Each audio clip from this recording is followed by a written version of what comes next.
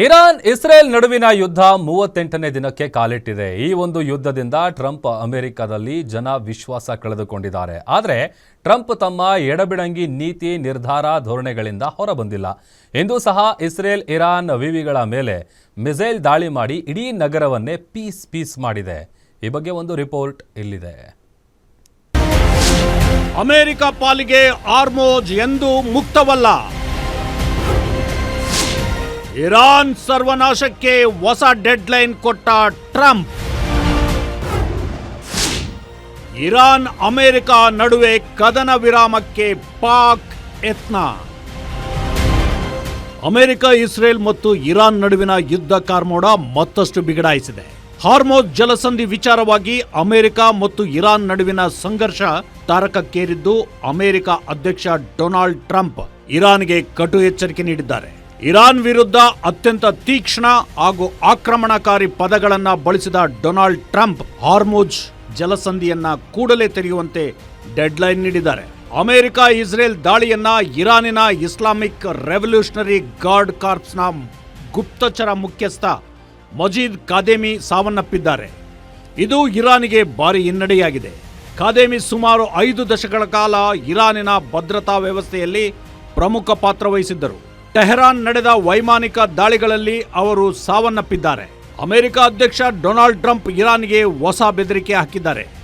ಒಪ್ಪಂದಕ್ಕೆ ಬನ್ನಿ ಅಥವಾ ಶರಣಾಗಿ, ಇಲ್ಲವಾದಲ್ಲಿ ನಾಳೆ ಒಳಗಾಗಿ ಮಾರಕ ದಾಳಿ ಎದುರಿಸಲು ಸಿದ್ಧರಾಗಿ ಎಂದು ಎಚ್ಚರಿಕೆ ನೀಡಿದ್ದಾರೆ. ಅಮೆರಿಕವು ಇರಾನಿನ ಇಂಧನ ಸೌಲಭ್ಯಗಳ ಮೇಲೆ ಪ್ರಮುಖ ದಾಳಿಗಳನ್ನು ನಡೆಸಬಹುದು.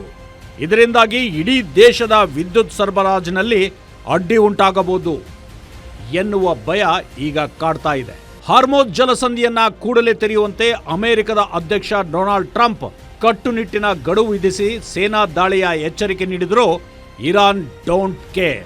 ಅಮೆರಿಕ ಮತ್ತು ಇಸ್ರೇಲ್ ಪಾಲಿಗೆ ಹಾರ್ಮುಜ್ ಜಲಸಂಧಿ ಇನ್ನು ಮುಂದೆ ಎಂದಿಗೂ ತನ್ನ ಹಳೆಯ ಸ್ಥಿತಿಗೆ ಮರಳುವುದಿಲ್ಲ ಎಂದು ತಿರುಗೇಟು ನೀಡಿದೆ.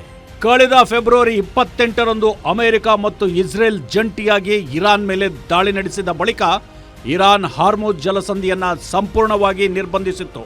ಇದರಿಂದ ಇಡೀ ಜಗತ್ತಿನಾದ್ಯಂತ ಹಲವು ಸಮಸ್ಯೆಗಳು ತಲೆದೂರಿದ್ದವು. ಇನ್ನು ಯುದ್ಧವನ್ನು ಅಂತ್ಯಗೊಳಿಸಲು ಅಮೆರಿಕದ ಉದ್ದೇಶಿತ 15 ಅಂಶಗಳ ಮಾರ್ಗಸೂಚಿಯನ್ನ ಇರಾನ್ ಸಾರಾಗಟ್ಟವಾಗಿ ತಿರಸ್ಕರಿಸಿದೆ.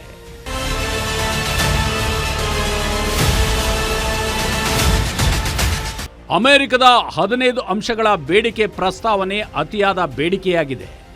ಇದಕ್ಕೆ ಪ್ರತಿಯಾಗಿ ಇರಾನ್ ತನ್ನದೇ ಆದ ಷರತ್ತುಗಳನ್ನು ರೂಪಿಸಿದೆ ಎಂದು ಇರಾನ್ನ ವಿದೇಶಾಂಗ ಸಚಿವಾಲಯದ ವಕ್ತಾರ್ ಎಸ್ಮಾಯಿಲ್ ಬಘೇಯಿ ಹೇಳಿದ್ದಾರೆ. ಇನ್ನು ಇರಾನ್ ಅಮೆರಿಕ ದಾಳಿ ನಡುವೆ ನಾಪತ್ತೆಯಾಗಿದ್ದ ಮುಜ್ತಾಬಿ ಖಮೇನಿ ಪ್ರತ್ಯಕ್ಷನಾಗಿದ್ದಾನೆ. ಇದೇ ಮೊದಲ ಬಾರಿಗೆ ಪ್ರತ್ಯಕ್ಷನಾದ ಮುಜ್ತಾಬ್ ಖಮೇನಿ ವಾರ್ ರೂಮ್ಗೆ ಮುಜ್ತಾಬ್ ಹೋಗ್ತಿರೋ ವಿಡಿಯೋ ರಿಲೀಸ್ ಆಗಿದೆ. ಒಟ್ಟಾರೆ ಹಾರ್ಮುಜ್ ಜಲಸಂಧಿ ಮುಕ್ತಗೊಳಿಸಲು ಶಾಂತಿ ಒಪ್ಪಂದ ಮಾತುಕತೆ ನಡೆಯುತ್ತಿವೆ ಎನ್ನಲಾಗುತ್ತಿದ್ದರೂ ಅಮೆರಿಕದ ಷರತ್ತುಗಳಿಗೆ ಒಪ್ಪಿಲ್ಲ ಎಂದು ಇರಾನ್ ಹೇಳುವುದರೊಂದಿಗೆ ಈ ಪ್ರದೇಶದಲ್ಲಿ ಉದ್ವಿಗ್ನತೆ ಮತ್ತಷ್ಟು ದಿನದಿಂದ ದಿನಕ್ಕೆ ಮುಂದುವರಿಯುವ ಸಾಧ್ಯತೆ ಕಂಡುಬರುತ್ತಿದೆ. News desk, guarantee news, Bengaluru.